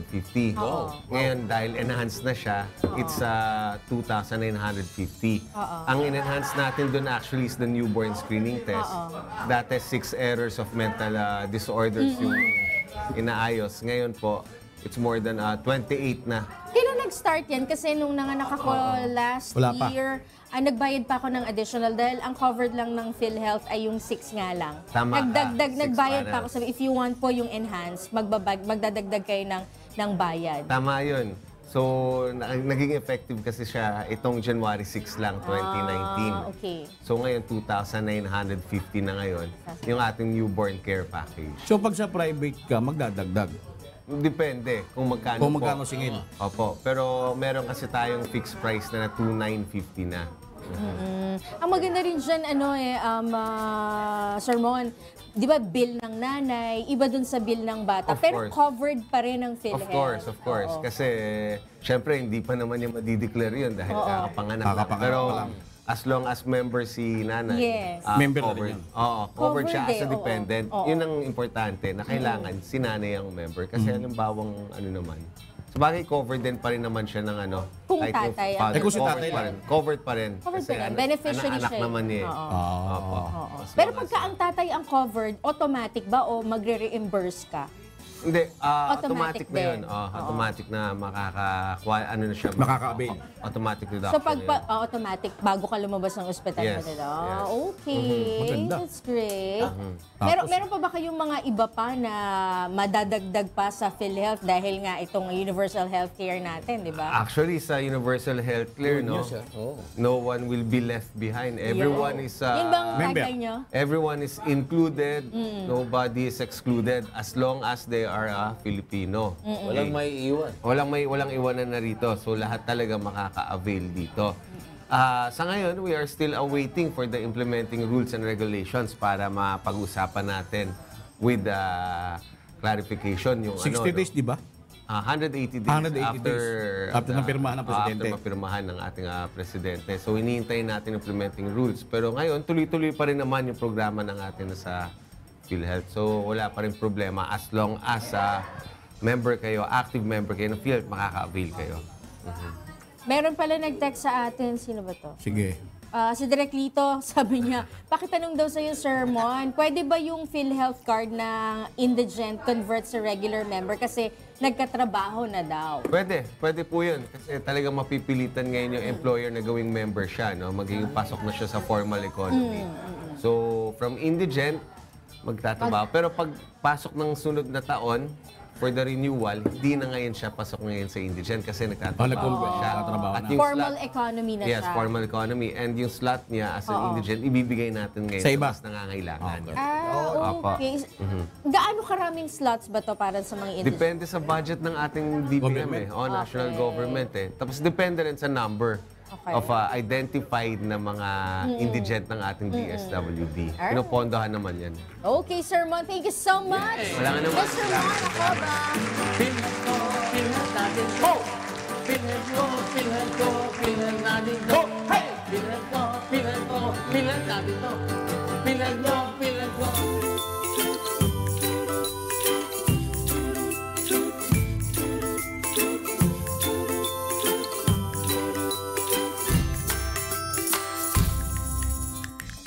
Good morning, Kik, sa atin. Good morning! It's that time of the morning na favorite natin lahat. Pero sabi mo, madalian natin to para makakain Oo, na, kasi diba? marami tayong kakainin today. Oo, no, nakita ko ang dami na... Diba? Hindi ko alam kung saan ako magsisimula. Nakaka-overwhelm. Pero isa-isa lang. Ano ba ang gagawin natin with Chef Brian Castillo? Chef, ano ba gagawin natin? So, ngayon po nag-prepare tayo ng baby back ribs. So, ipapakita natin yung method. And on how- ingredients, no? Yeah. And, So, ano muna ingredients natin, Chef Brian? So Go ahead. yung first ingredient po natin, linagyan muna natin ng salt and pepper. And then after that, lalagyan po natin ng barbecue rub. And then after that, pwede natin siyang i-marinate for... Wait. Ano muna tayo? I-rundown muna tayo. Okay. So, salt, pepper, baby back, and then and baby back secret ribs. spice sauce. Yeah. And the baby- Secret So, in other spice. words, parang iniinganyo mo, lahat ng tao sa bahay, may kanya-kanyang style of making that, Yeah. that ano. And this is your style. Yes. Okay. Pakita mo siya, paano mo linuto to? First, nilagyan po muna natin ng salt. And then, lalagyan natin ng pepper. And then, make sure na i-rub natin yung baby back ribs. And then, after that, imamarinate natin siya ng secret barbecue rub natin. And then, make sure na coated po natin yung baby back ribs natin. And then, after that, pwede po natin siyang itutuin sa oven. Or pwede po natin siyang, or kung meron po tayong other option, pwede natin i-boil. So, lagyan lang natin ng water. Kasi yung mga ibang, di ba, alam kong ibang chef, ipi-pre-boil. Yan. And then i-bake. Oo. Pero if you do not pre-boil, how long would you bake it? If you will bake it, it will took like 4 hours po. Para, At what temperature? Ang temperature natin is nasa 100 to 120 degrees Celsius. So, low heat lang talaga siya. Low heat actually, mga iba nga pwede lower heat, di ba? Yeah. Tapos Kumbaga, slow cooking. Oo, masarap para yun. yung natin juicy and tender. Hindi mawala. No? Yeah. Pero hindi, madami pang dala si Chef. Chef, what is this katabi ng baby back? So, ito po, yung katabi ng baby back ribs is pork hamonado namin. Ikaw rin Yan. from scratch? Yes po. And then beside the pork hamonado? Mukhang masarap ito. Roast beef po. With mushroom gravy. Na may gamot naman eh. Diba? Ito. And then, yan, fish fillet po natin, naka-coated siya sa Anong Japanese klaseng breadcrumbs. fish yung ginamit nyo dyan, Chef? Fish fillet po, cream dory, ma'am. Cream dory. Okay, and then beside the fish fillet? The beef caldereta. Beef caldereta. Yan, and then chicken alaking. This was chicken alaki. Okay, ito. Ito, meron pa. Mukhang maganda tignan to eh. Yeah. Okay. Ito ang Tito Diego's Corner. Itong this is a chicken wings, no? Pero Yes, ano yung chicken flavors ito? This one? Bourbon, that's our signature barbecue sauce. So from the drink, bourbon. Yeah, Okay. bourbon. And this one? That's Korean hot sir. Korean. And then, Okay, this one? then? That's curry po. Curry, this one? Yummy. Sweet chili. Sweet chili. Okay, next plate. Ito, buffalo? This one is honey mustard. Honey mustard. Creamy cheese. Wow. Ayan ang gusto And ko. then that's the Inferno sauce, sir. Inferno. So the spiciest. Pampasira ng Mainit dila. ito. And last but not the least? That's our teriyaki sauce. Teriyaki. Ano yung dip natin sa chicken wings natin? So we have blue cheese and garlic aioli. Standard ng blue cheese eh. Yes Pero po. some people don't like it. Yeah. And then may pasta. That's our Italian bolognese po. Italian bolognese. And that's ground beef, pork. Ground beef po. Wow, masarap lahat. Exciting ito, Tito Diego. Paano ka ba makakontakt, Hindi, Chef saan natin Brian? mahahunting si Chef? Yes. So, we're Dajim's Diner po. So, we're located at Las Piñas. So, you can contact us, our contact number. Ayan po, naka 0950-861-1126 and yung globe po namin 0916-306-8486. 8486 and IG? Instagram we don't have Facebook. but Facebook you can search us Dajim's Diner po. Facebook page Dad yan. Jims. And they can just follow for any Yeah. updates, new recipes. So, Yes po. May mga gusto ka bang batiin, Chef? Yung family and friends? So, hello po, family and my family sa restaurant. So, ayan po. Yun Yung lang. mga kasama mo, syempre. Si girlfriend, at si manager. Ayan, si manager po. And then si hello. Nahiya pa to. Baka hindi alam ni Mami. Joke lang. Thank you, Chef Thank you. Brian Castillo. Thank you, Chef. Alright, Para kain sa na ating na. food today, let's eat! Thank you so much, Forever 21! Bring out your best hair with 8 Style Salon located at 6 Count Borromeo Street, South Triangle, Quezon City. Book your appointments with their friendly and expert stylist by calling 799-2109. Thank you from Miss Rina Villamor kay Miss Melanie C. Ayan. Okay, Good morning, Lito Bahe and family. Thank you so much kay Rhea Basco. Congratulations! Congratulations! Susunod na po ang... Ay, tuturuan mo pala. Pwede ba natin turuan? May oras pa ba? Kikay. Yes. Bawal ang pikon. Turuan mo na lang ng bawal Wow. pikon. O, ganito Sir Junji ha, Yes. and Rhea, alam ko naman na kayo ang nagwagi. Oh. At bilang kayo ang nagwagi, ganito ang galawan ng mga panalo. sige. O, di ba? Alam O, niyo, ganito ha, madali lang ito. Bawal. bawal Bawal ang pikon. ang pikon. Get it straight with Danielle Razon. You point well, kuya. Kailangan gumaganon. Hindi, joke. Kailangan may panikot. Ayan. So, Lagyan mo ng swag, ah. Bawal. I expect a lot from you. Teka mo lang, baka makalimutan. Alam mo, I got a swag, I got the memory. You got some swag in it. The gray hair.